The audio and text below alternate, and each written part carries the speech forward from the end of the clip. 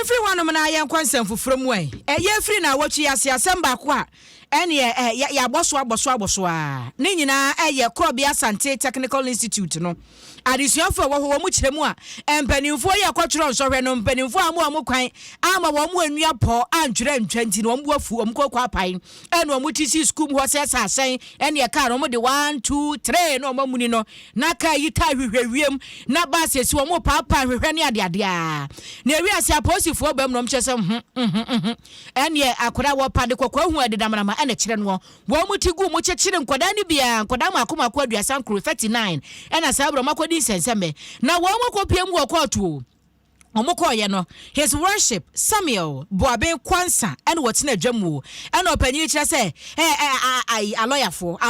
wo mu begina mu se onso mo ye nkwada enti wontumi fo mo nkoto bia ya mpanimfo da na me the friend say ye juvenile custody no na se no ye nkwada wo mo wonyanya mfinsia edunwotwe bia ya wudi bone ye de kwone kwotwe waso na emranim dia wo na ejina matwetwa age sa nkwada ye na sam wo de koye ne se asam na aba ene o machekere nkwada ebetumi aba se nyu mu nyina mpo ne ka ho sukuu bia ye wo mempeme ho asemfo wom kwabra ne ene mu ye ya no wote ne bed so wo nkura buku a na ene wo so daye da sa nkwada ba sa no ase wo bi edwane no mu shu dwane bi ena apotifo chekere wo no ka ho enti aba sa chese court no anya fe nkwada wo mo nka ho nyina ba be franti ka ba ya kampanifo ma wo mu beo no mo nkwatera fie na apotifo nya nhwehwe mu no nche se okay eduku mi de hwe wani mu a bone nsem fatao yebusa yakura se dade na ni grounds na wo da dormitory enti won ka ho na mom doctor san yakwade ye yidi free mu anya yie esa so ono no na ani mu se obi a waka ho obi so hu no yemfa ne nka ho nko eti sankomu ye se gina ye nyina ye hwehwemu ye nyina wi a na afi wo mu odi bone no ankasa no wo de o makwa akotwirim nanso wo panyina wo tena adwom kyerem sam wo mo ye ne se enye ye se dia na woche enkoda nkotwiri mu na berepam no won sanfo wo mo emra asem bia ho. We are pursuing other persons who are connected to the offense. How many are we looking at? No, right now we can't indicate a number, but we are pursuing them. That's a warning to all the students that they should complement the government's effort. Yes, the government is spending so much in the SHS, and so they can't pay the government back by this mayhem, this vandalism. No, it's wrong.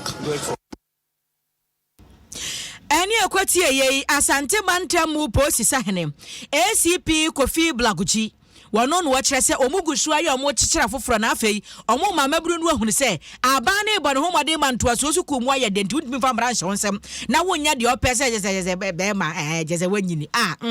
wo mugitum sa enye yie na anu achi no opanyini ba ko a wono abadwakuo yi a wo mu nimra no wotwitwa je nkoda mechire legal council no edema sa nkoda no emu ba ko Daniel Kwame Boatem wono so ne Adom kase atwetwe nkomo ne nsɛm bini. When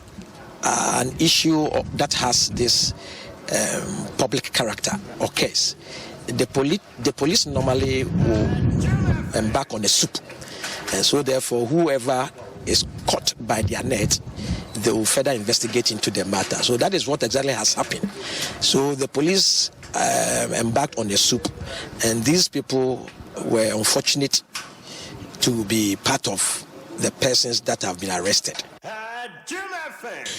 No, wasi asemba say ya na abotre na sa enti soup enye nkwan o soup na ayo kan ya SWOP de kan soup no sa asem wase na posifo akoye skata akwakire nkrofo enti soup na koso enti o machikire bi aka ho enti o mo hwe na waje wonom na no wachi no ana mranimfo abadwakwei panyina wodi ani mo mechire lead council ade mankwada yi o panyina kwabena jamfi so kire se ombo mo mode asenko benya be odi amankwada no sanse nyo mu nyina no mo ka ho ya ba ko na asem yenu bi de wonom nka na nso empanimfo amfa be na mo mo eno nkyere so baba babu won besa ba no baba pepere bi. We did our best. The court feels the application is premature as investigations are ongoing. It's adjourned the matter to the 2nd of February. And so when it comes the next February, and at this time, let me sound a word of caution here, that is too premature for us to visit the merits of the case.